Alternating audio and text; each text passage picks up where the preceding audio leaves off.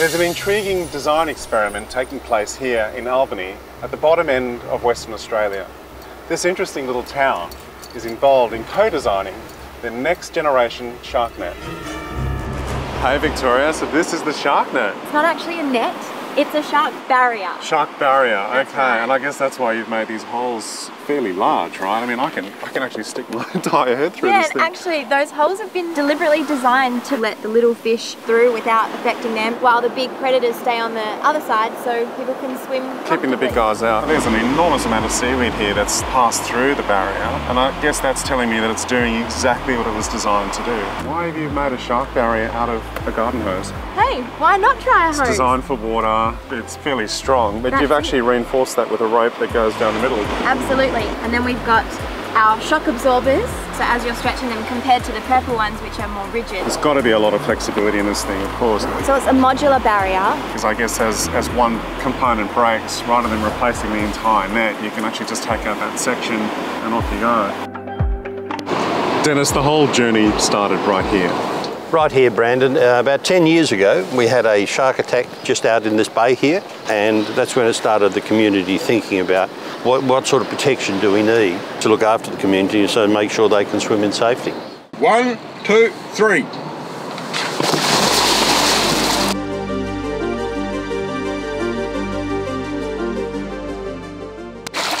Wow, nice and cold in here. Yeah, definitely. So Ross, you were the main industrial designer behind the shark barrier. What was the biggest challenge in selecting the materials? Originally, we were looking at anti-fouling to put in the material to stop things growing on it. But as time went on, we realised that it actually benefited the environment by keeping it there.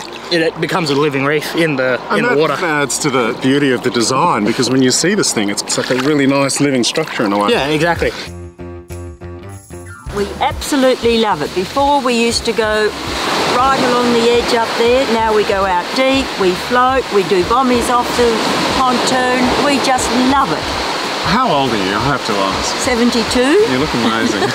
Thank you. From a shocking event that rattled Albany 10 years ago, a cleverly designed living laboratory has emerged that has not only given this community peace of mind, it's an idea that can be taken across Australia and exported to the world.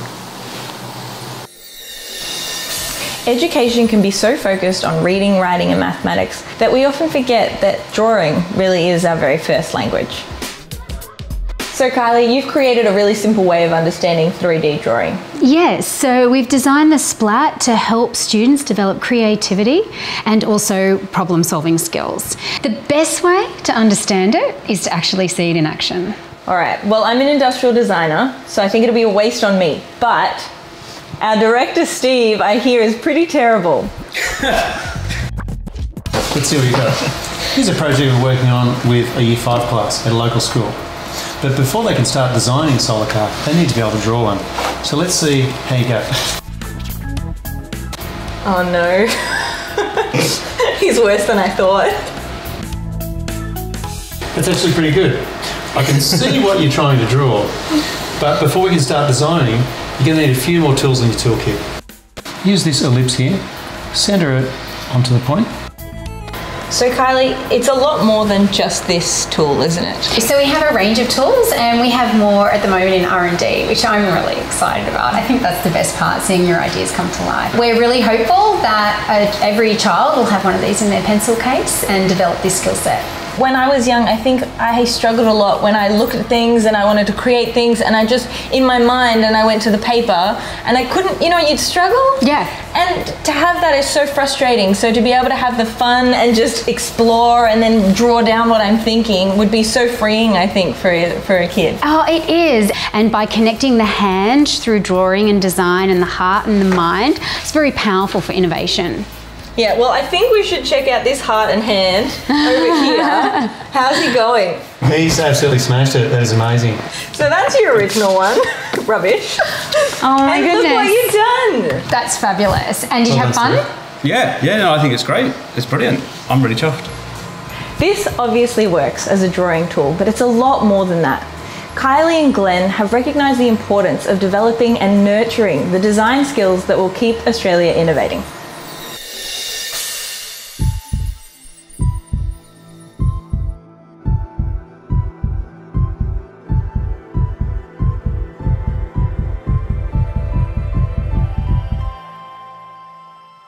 Thanks, Geordie. Great acting. Now, this happens 30,000 times a year. Do you think if someone collapsed in front of you, you'd know what to do? Katie, I would have no idea what to do in an emergency situation like that. How do you train people to be ready for that? There's a lot of different ways, and we've got some new technology that makes it so much easier. So let's have a look. Katie, are you lying to me? This doesn't look like brand new technology. No, so this is our traditional training. You can see with the whiteboard and the trainer there. But you're right, we needed to find a better way to help people retain information more and also just be more engaged when they're doing their first aid training. So over here's our virtual reality headsets. Obviously, this isn't just a game, is it? No. No, that's right. So there's an actual learning space in there where we're teaching our students how to do first aid for emergency situations. There's even scenario work, so there's people potentially having like a heart attack in front of you and you need to be able to deal with that. So what exactly do I see in here then? Yeah, sure. So if you want to pop it on, we can actually run you through the process and you can have a good look. Sir, are you okay? Oh, no. I don't know what to do. What do I think he's having a heart attack. I need your help.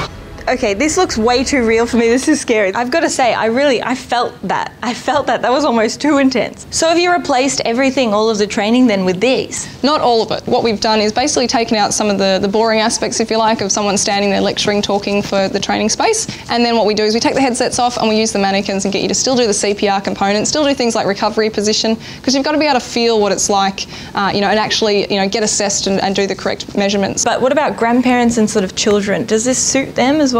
We keep the traditional training for those that do want to just go into the classroom space. And then we have for the kids, we've actually created an app, our First Aid Action Hero app, and they can actually play a game where they learn so much about first aid. At the end of the day, we've got to make sure that everyone does know first aid training. It's really surprising of how many situations happen in the household, and it's actually the kids that are the ones picking up the phone, calling 000, and they're able to do so much more than most of us think they're capable of. I've seen a lot of VR experiences and I've got to say this one seems to really work. What's great is that it goes beyond just the VR and incorporates other digital immersive experiences. What's best is that it's saving lives.